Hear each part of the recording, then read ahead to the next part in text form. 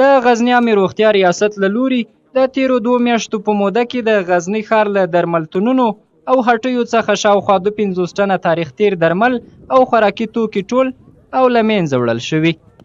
دغه توکي چې پکې 20 ټنه تاریخ تیر درمل، 12 ټنه خوراکي توکي، د مینځلو مایع او بهداشتي مواد شامل دي. په اړه د غزني عامې روغتیا رئیس ډاکټر محمد زیرک وایي چې په تیرو 2 میاشتو کې دغه توکي راټول او دا چاره لا هم روانه ده چې د ښار سربیره به ولسوالیو ته هم وغځول شي. چې ښاروالي او نظامي ملکي ارګانونه موږ ملتیا یې کوله د غزني د ښار له شخصي صحي سکتور او د غذا او دوا البته بې کیفیته او د وخت تیر غذایي دوایي مواد چې البته دوایي مواد یې زر کلمه کېږي چې د 18 میلیونه افغانۍ په اندازه باندې بیه اټکل شوې ده او په روپو باندې چې ټوټل مواد دوایي غذایي او بهداشتي شوینده ټول 250 ټنه کېږي د 2.5 لکه افغانو بیه ورته اټکل شوې ده. د زیربط ارګانو په موجودیت کې د سیادامې د ټیم د غذا او د دوا د عملیات په موجودیت کې د 2 میاشتو په وخت کې د مواد راټول او نن د زیربط ارګانو په موجودیت کې نن هدف شو. د غزني عامې روغتیا د درملو او خوړو امیر محمد خادم جواد بیا له هټیوالو او درمل پلورونکو غواړي چې د تاریخ تیرو توکو له پلور څخه ډډه وکړي.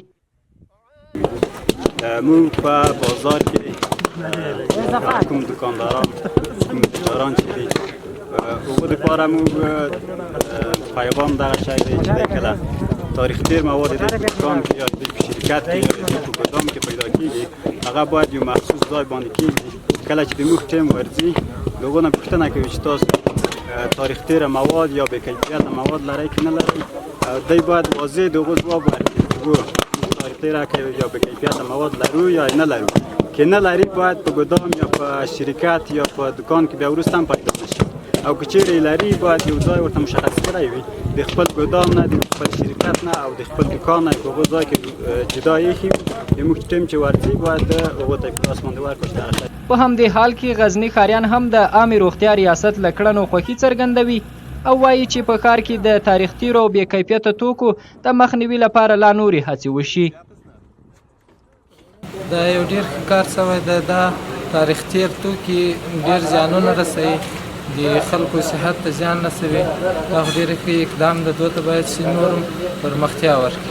دغه غوښتنه هم د عامې روغتیا وزارت او امارت نه چې په راتلونکي کې داسې کارو مخه ونیسي او داسې کارو ته مخې ته نه پرېږدي چې داسې کارونه ترسره شي.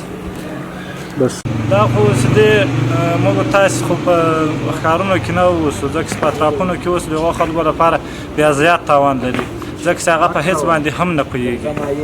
د یادولو ده چې څو میاشتې وړاندې هم له غزني ښار راټول شوي 23 ټنه تاریخ تیر توکي چې پکې درمل، خوراکي، نشهیي او بېلابېل نور توکي شامل وو له منځه وړل شوي وو. عبدالجلیل جوهر، شمله راډیو، غزنی.